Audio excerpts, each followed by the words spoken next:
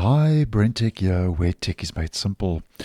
So just to let you know that with the latest version, an update for the Microsoft Store, which I received today on the 17th of January. Here you can see earlier today I received my latest update for the Microsoft Store, that the store has received a new feature.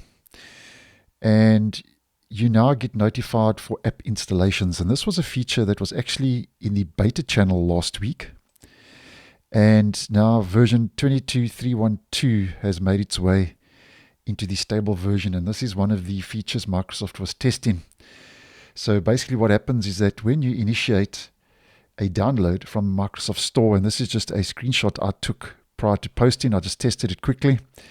So when you initiate a download now from the Microsoft Store after this update, a notification is sent when your app is installed and ready to use, as you can see. So you have an option to launch it directly now from your system tray or pin to start. You've got two options. And this can be toggled off in the store's settings page. So I think this is a nice move. It just makes things a little bit more accessible.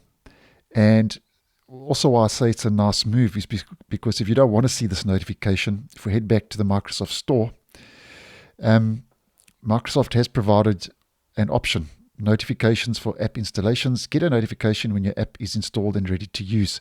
This is turned on by default, but obviously if you don't want to see any notifications with this new feature, you can just toggle that off, and then obviously that notification will not be applied anymore.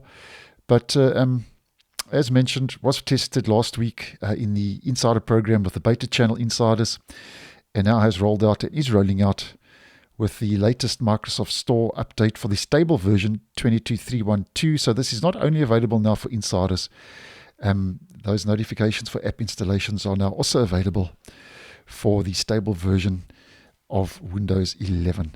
So thanks for watching, and I'll see you in the next one.